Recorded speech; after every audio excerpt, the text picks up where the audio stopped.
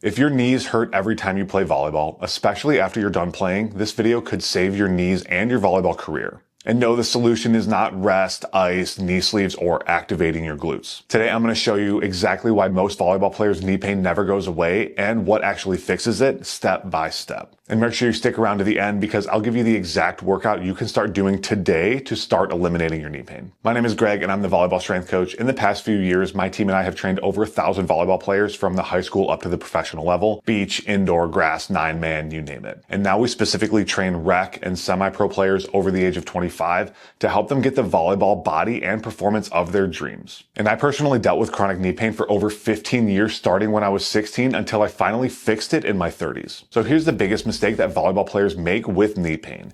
They either rest it completely or they try to train through it. Rest feels good temporarily, but the pain comes right back because you're not actually addressing the reason you got the pain in the first place. Training through it usually makes things worse, with small exceptions that we'll talk about, so we don't want to be doing additional damage to already damaged tissue. So the real problem is this: your knees aren't strong enough for the forces volleyball puts on them. And until you fix that, the pain will just keep coming back. So what we really need to do is train around your knee pain so that you're still doing everything you can without causing more damage and just continuing to do what we can do to make them stronger. So before we get into how you do that, we have to understand knee pain a little bit more. So really there are two types of knee pain that volleyball players deal with. First is tendon-based knee pain, also called jumper's knee or patellar tendonitis, quad tendonitis, those type of things. This is pain that's above or below the kneecap, usually worse with jumping or with higher volleyball volume. This is what most volleyball players have. And if you're dealing with this, it's actually a good thing because it's easier to treat than some other things. The second one is patellofemoral pain. And this is basically any type of knee pain or,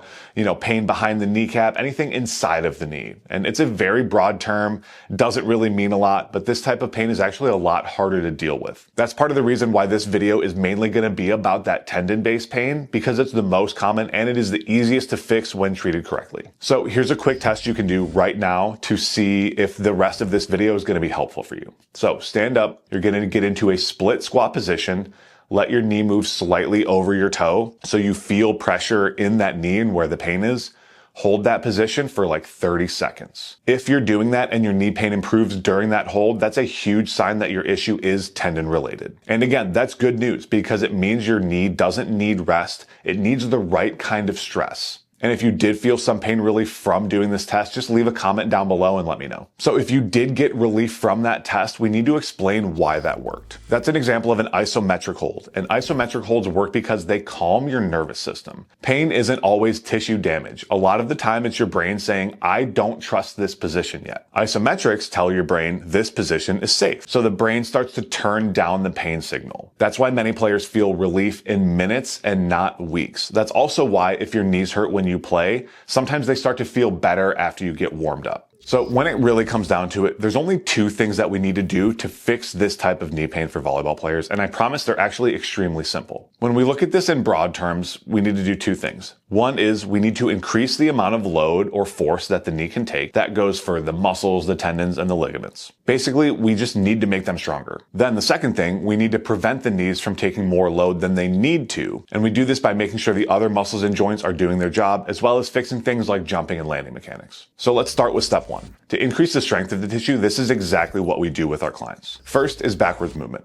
Backwards treadmill walking or backwards sled is my #1 favorite warm-up for athletes with knee pain. I was initially turned on to the knee benefits of this from Knees Over Toes guy way back in 2021, and it's been a staple in my programming ever since. I recommend starting each workout with 3 to 5 minutes of backwards treadmill, or if you have a sled, just using whatever distance you have available to work up to a heavy weight for like 3 to 5 sets. If your knee pain is really bad, you can go as high as 5 to 10 minutes as a warm-up. Second is isometric holds. Split squats, leg extension holds, Peterson steps, wall sits, whatever you like. Find 1 to 2 isometric exercises that you can do with a small amount of pain, but similarly to the test we did earlier, we want the pain to slowly decrease as you do the exercise. If the pain increases, stop immediately and try something else. My go-tos for this are the single leg extension isos because it very specifically targets the patellar tendon and has a ton of research to back it up. And the second is the Peterson step iso hold because you can basically do this anytime, anywhere, and give yourself some pain relief. I've had clients do the Peterson iso step 3 to 5 times a day and get some pretty crazy knee pain results. You do need to make sure you progress these just like any other exercise, so either increase the time or increase the weight week over week as you go. Third is slow strength training. We utilize slow eccentric reps and pause reps to get extra time under tension for the tendons to increase their strength. Usually we do 2 to 3 weeks of 5 to 6 seconds down, which is the eccentric, followed by 2 to 3 weeks of a 3 to 5 second pause in like the bottom of a squat or something. If your pain is really bad, you can also do overall slow reps with a 6-second down and 6-second up. Do this for your major squat, split squat, or hinge patterns for sure, and you can even do them for accessories like calf raises or leg extensions. Tendons respond best to time under tension, not random max effort lifts. Now for step 2, we need to prevent the knee from taking more load than it needs to. This means strengthening the other muscle groups so that the knees aren't taking all of the force of your landing. Force absorption starts with the feet, ankle, and calves. So doing isometric holds and strength training for your calves is essential to making sure that your knee pain doesn't return. You can also start with high reps of low intensity plyometrics to start increasing your ability to absorb that force. As we work our way up, your hamstrings help stabilize the knee joint,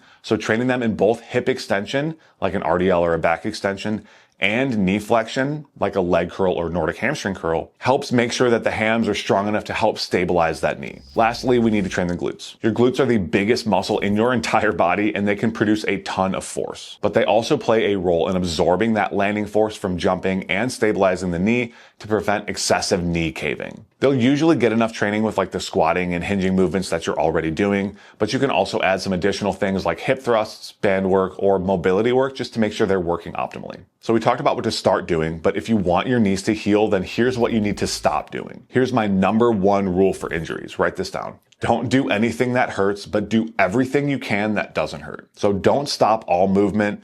Don't train through sharp pain, and don't rely on sleeves, straps, or NSAIDs as a solution. Knee sleeves can be okay temporarily for volleyball, but you should never rely on them to lift through pain. So putting this all together, here's a simple example workout. Backwards treadmill, we're going to start with 5 to 10 minutes. After that, do your isometric leg extensions for 3 sets of 30 to 45 seconds. Follow that with some slow goblet squats, 4 sets of 5 with a 5 to 6 second descent. Or if you need, you can add a 5 to 6 second on the way up as well. After that, RDLs, 3 sets of 8 for a hip hinge. We'll do Patrick steps, 3 sets of 10 on each side. And if you have time, you can also do hamstring curls for 3 sets of 10. Single leg calf raises, 3 sets of 10 on each side. Then finish with long duration isometric holds, 2 sets of 60 to 90 seconds on each side of a split squat. This workout alone can dramatically change how your knees feel in weeks and sometimes even days. Here's the truth. Knee pain isn't something that you just have to live with after 25. You're not broken. Your body is just underprepared for the demands of volleyball. If you want help applying this correctly without guessing on what to do, I work one-on-one with adult volleyball players to eliminate knee pain, jump higher, and stay athletic in the long term. If you want some help, click the link below to apply to work with us, and we'll see if it's a good fit. And if this video was helpful, make sure you like the video, subscribe to the channel, and comment down below, did that 30-second test help your knees or not?